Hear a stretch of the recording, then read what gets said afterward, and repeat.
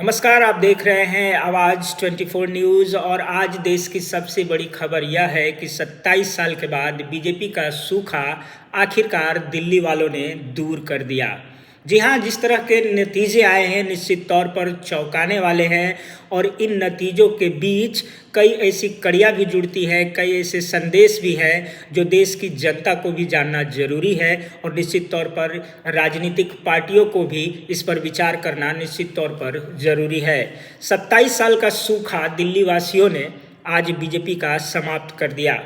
आज शाम 7 बजे दिल्ली मुख्यालय पर प्रधानमंत्री भी पहुंचे, देश के गृह मंत्री भी पहुंचे और राष्ट्रीय अध्यक्ष भी बीजेपी के पहुंचे और सैकड़ों कार्यकर्ताओं ने इस बात का जश्न मनाया कि आखिरकार मोदी के रीजन में यानी नरेंद्र मोदी जी के रीजन में दिल्ली में बीजेपी की सरकार बन ही गई। 10 साल से प्रधानमंत्री नरेंद्र मोदी विश्व पटल पर भरे ही भारत को नंबर 1 और भारत की जो मुकाम को जो उन्होंने दिया है अपने 10 साल के इस शासन में, पूरे देश में कई राज्यों में बीजेपी की सरकार है और भारी ही बहुमत से सरकारें जीती हैं। इधर ही नज़दीक में हरियाणा का चुनाव आप देख लीजिए, महाराष्ट्र का चुनाव देख लीजिए। निश्चित तौर पर जिस तरह की विजय रथ जो चल रही थी बीजेपी की पूरे देश में, लेकिन निश्चित तौर पर अरविंद केजरीवाल के दिल्ली में रहते मोदी जी को जरूर ये खटक रही थी बात कि दिल्ली इतनी नज़दीक होते हुए भी आखिर बीजेपी से इतनी दूर क्यों रही। लगातार अरविंद केजरीवाल दिल्ली में भारी बहुमत से जीतते रहे और लाख कोशिशों के बावजूद भी बीजेपी उस आंकड़े को नहीं छुपा रही थी दिल्ली में जो कि वो वहाँ पर सरकार बना सके। आज बड़ी खबर है, दिल्ली में बीजेपी की सरकार बनने जा रही है। 48 सीटों के साथ बीजेपी ने एक तरफा 2/3 बहुमत लेकर के जो है बहुमत से सरकार बना रही है। वहीं पर लार्जेस्ट पार्टी माने जाने वाली अरविंद केजरीवाल की आप जो है मात्र 22 सीटों पर समेट कर रह गई दिल्ली में। और सबसे बड़ी खबर यह भी है इस चुनाव में कि जो टॉप लीडरशिप थे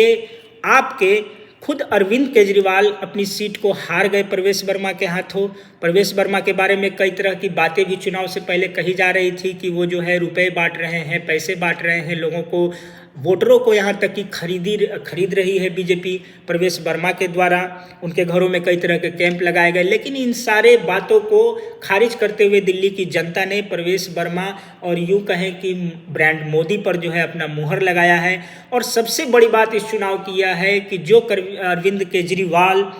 पूरे देश में घूम घूम कर अपने पार्टी को जो है नेशनल लेवल पर ले जाने की बातें कर रही थी, पंजाब, हरियाणा, गुजरात, मध्य प्रदेश और गोवा जैसे राज्यों में भी जो है पार्टी का विस्तार जो वो लगातार करते आ रहे थे, निश्चित तौर पर बीजेपी के लिए वो कहीं न कहीं एक बड़े खतरे जरूर बनते जा रहे थे। और निश्चित तौर पर बीजेपी के मन में तो ये चल ही रहा था कि किसी न किसी तरह से दिल्ली की जो एक गद्दी है वो बीजेपी के हाथ में आए और अरविंद केजरीवाल जो हार जाए। और निश्चित तौर पर आज खुद उनका हार जाना ये सबसे बड़ी खबर है दिल्ली चुनाव को लेकर के। जो उप मुख्यमंत्री दिल्ली के रहे हैं सिसोदिया,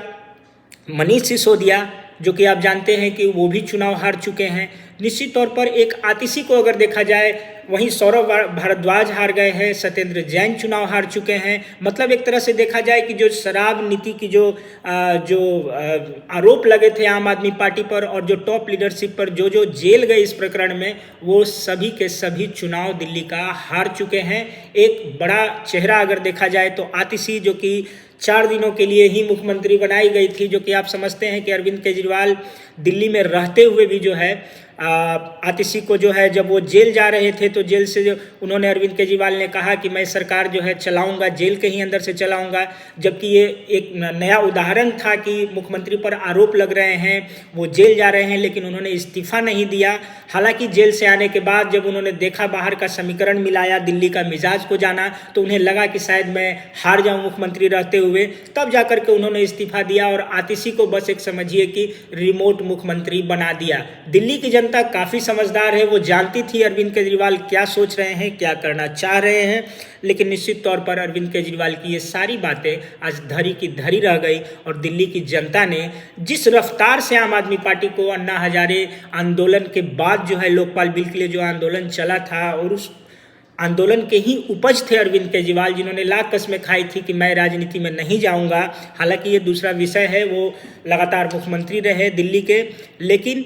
आतिशी को जब उन्होंने सीएम का चेहरा बनाया और निश्चित तौर पर लोगों के बीच जा करके वो कहते थे कि जनता जब मुझे फिर से चुनेगी तब मैं अपने आप को फिर से इस कुर्सी पर काबिज करूंगा। तो दिल्ली की जनता ने उनकी बातों को नकार दिया और कहीं न कहीं काफ़ी सारे मुद्दे रहे जिस कारण से आम आदमी पार्टी का जिस रफ्तार से उदय हुआ उसी रफ्तार से आज डिक्रीज हुई है। लेकिन एक बात और भी गौर करने वाली है कि दिल्ली का जो वोट परसेंटेज है वो बीजेपी और आम आदमी के बीच बहुत ज़्यादा का अंतर नहीं है, 2 से 2.5% का ही वोट का जो है अंतर है, परसेंटेज का, प्रतिशत का। लेकिन सीटों में जो है अंतर काफ़ी बड़ा है, कहाँ 48 और कहाँ 22। ये तो निश्चित तौर पर है कि बीजेपी एक तरफा जीती है, प्रचंड बहुमत से जीती है, इसमें कहीं कोई दो राय नहीं है। सबसे बड़ी बात यह है कि अरविंद केजरीवाल ने जो है मुफ्त की रेवड़ियों बांटने की जो राजनीति शुरू की दिल्ली से, और वो फैलते फैलते हरियाणा, राजस्थान और मध्य प्रदेश और महाराष्ट्र तक भी पहुंचा है। फ्री की रेवड़ियां बांटने की राजनीति जो अरविंद केजरीवाल ने शुरू की, निश्चित तौर पर दूसरे पार्टियों के लिए ये मजबूरी हो गई थी कि उनके टक्कर की ही हम भी घोषणाएं, वादे करें। निश्चित तौर पर मैं एनालाइज कर रहा हूं आवाज़ 24 न्यूज़ की तरफ से इस चुनाव को, तो निश्चित तौर पर कुछ पॉइंट्स ऐसी हैं जिन्हें आपसे मैं शेयर करना चाह रहा हूं। निश्चित तौर पर अरविंद केजरीवाल ने जो फ्री बस सेवाएं महिलाओं के लिए, free internet, free wifi, free बिजली का बिल, फ्री पानी का बिल, ये फ्री का जो इतना लंबा कतार लग गया था दिल्ली में, वो दूसरी पार्टी जब आती थी तो सोची थी अगर मैं इस फ्री के वादे को डिक्रीज कर देता हूं या इन वादों को मैं अपने घोषणा पत्र में शामिल नहीं करता हूं तो शायद मुझे वोट नहीं मिलेगा। यही वजह है कि खुद नरेंद्र मोदी प्रधानमंत्री ने जब मुफ्त की रेवड़ी बांटने का आरोप लगाया अरविंद केजरीवाल पर, कांग्रेस ने भी लगाया, लेकिन अंततः उनके भी घोषणा पत्र में इन बातों का जिक्र था। जहां ये 2100 रुपये महिलाओं को देने की बात कर रही थी, वहीं बीजेपी ने बढ़ा के उसे 3000 कर दिया।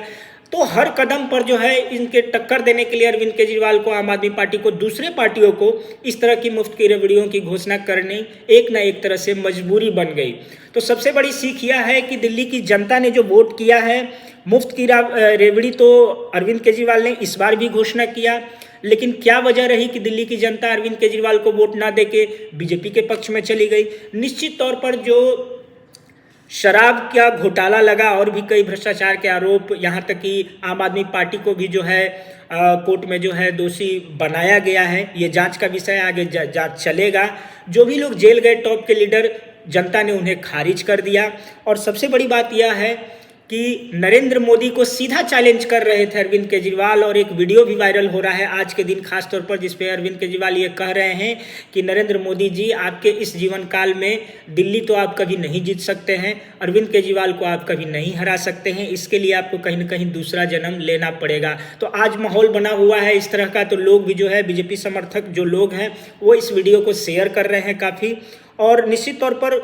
एक कड़ी और भी रही है कि जो इंडिया गठबंधन की जो ताकत लोकसभा चुनाव में देखने को मिली थी, निश्चित तौर पर 240 पर बीजेपी को रोक देना, ये निश्चित तौर पर ये सफलता मानी जा रही थी इंडिया गठबंधन की। लेकिन लोकसभा चुनाव के बाद जो अलग अलग राज्यों में चुनाव हुए हैं उसमें इंडिया गठबंधन बिल्कुल बिखर सा गया, कहीं पर भी उसकी एकता नहीं दिखाई दी, लोगों के मत एक दूसरे से नहीं मिले, नेताओं का जो है विचारधारा फिर अलग अलग हो गए। चूंकि क्षेत्रीय दल अपनी अपनी सुरक्षा को लेकर काफ़ी चिंतित थे, लोकसभा तो एक होकर के लड़ लिए, लेकिन अपने अपने राज्यों में, आपने महाराष्ट्र में भी देखा कि महा विकास आघाड़ी जो है वो उस तरीके से नहीं लड़ पाई साथ में। निश्चित तौर पर जम्मू कश्मीर में भी आपने देखा, उमर अब्दुल्ला ने भी आज ट्वीट किया इस चुनाव के बाद कि आपस में लड़ो और बिल्कुल ख़त्म हो जाए एक दूसरे में। चूंकि इंडिया गठबंधन में बिल्कुल भी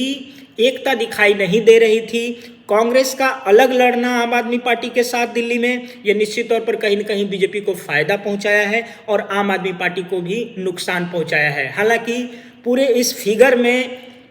कांग्रेस जो है 0 पर है, लेकिन अगर कई ऐसी विधानसभा सीटें हैं जो अगर कांग्रेस का कैंडिडेट नहीं होता तो उस वोट का जो है मार्जिन आम आदमी पार्टी को मिलता। और निश्चित तौर पर बीजेपी के जो कैंडिडेट जिस मार्जिन से जीते हैं, मनीष सिसोदिया मात्र 600 वोट से हारे हैं, और निश्चित तौर पर 600 वोट से ज़्यादा जो है कांग्रेस के प्रत्याशी को मिला। अगर इंडिया गठबंधन एक होता, अगर आम आदमी पार्टी और कांग्रेस मिलकर चुनाव लड़ती, तो निश्चित तौर पर ये जो 48 का आंकड़ा है बीजेपी का, कहीं न कहीं इसमें बहुत बड़ा फेरबदलाव होने की संभावना थी। लेकिन बीजेपी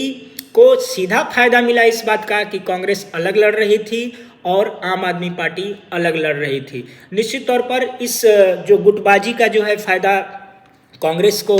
तो नहीं मिल पाया। आम आदमी पार्टी को तो हरा ही दिया कांग्रेस ने और निश्चित तौर पर इसका फायदा भी बीजेपी को मिल गया। अब आते हैं मुफ्त की रेवड़ियों पर। आप जानते हैं कि दिल्ली के इस चुनाव के बाद देश में सबसे बड़ा चुनाव बिहार में होने वाला है। 2025 का अक्टूबर नवंबर में संभावित है विधानसभा चुनाव, और इस दिल्ली के जीत का असर निश्चित तौर पर कहीं न कहीं बीजेपी के लिए, एनडीए गठबंधन के लिए बिहार में ये फायदेमंद साबित हो सकता है। लेकिन दूसरी बात, एक टेंशन भी क्रिएट कर सकता है कि जिन मुफ्त की रेवड़ियों को अब पूरे देश में प्रचलन बना दिया गया है पार्टियों की तरफ से, चुनावी वादों, चुनावी घोषणा पत्र में जब इन बातों का जिक्र होता है कि हम आपको अमूमन ये चीजें फ्री कर रहे हैं, और निश्चित तौर पर जब एक दल आता है कुछ कहने के लिए, उसको ओवर क्रॉस करने के लिए दूसरा दल जो है, कोई अगर 2000 का वादा करता है महिलाओं को देने के लिए, तो दूसरी दल आकर के 2500 कर देती है, तीसरा दल आकर उसे 3000 कर देती है। तो निश्चित तौर पर देश की जो एक नई धारा चली है राजनीति की, इसमें जो है बदलाव देखने को मिल रहा है। और इस बार निश्चित तौर पर भले ही पिछले विधानसभा चुनाव में बिहार में इन सब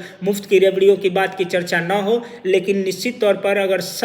100% बात अगर कहें तो बिहार में भी अब इस तरह की जो है बातें आपको सुनने और देखने को नेताओं और पार्टियों की तरफ से मिल सकती है। फ्री बिजली, फ्री पानी, किसानों का लोन माफ कर देना, महिलाओं को अलग अलग नाम से जो है योजना बना करके महिला सशक्तिकरण के नाम पर महिलाओं को पैसे देना, निश्चित तौर पर अब एक नया विषय है। विकास से, डेवलपमेंट से इतर होकर के ये जो मुफ्त की रेवड़ियों की बात है, अब राजनीतिक दलों के लिए एक मजबूरी बन चुकी है, चूंकि कई राज्यों के चुनाव अब इसी बात पर जीते और हारे जा रहे हैं। तो निश्चित तौर पर आज की यह सबसे बड़ी खबर रही है। प्रधानमंत्री ने अपने कार्यकर्ताओं को बधाई दिया है, बीजेपी की तरफ से सभी दिल्ली वासियों को भी बधाई दिया है। अब सबसे बड़ी बात है देखने वाली कि आखिर दिल्ली का मुख्यमंत्री कौन बनेगा, कौन वो चेहरा होगा जो दिल्ली की सत्ता पर काबिज होने वाला है, क्योंकि अरविंद केजरीवाल तो चुनाव हार चुके हैं। और सबसे बड़ी बात यह है कि अरविंद केजरीवाल की पार्टी तो भले ही 22 पर आकर के टिक गई,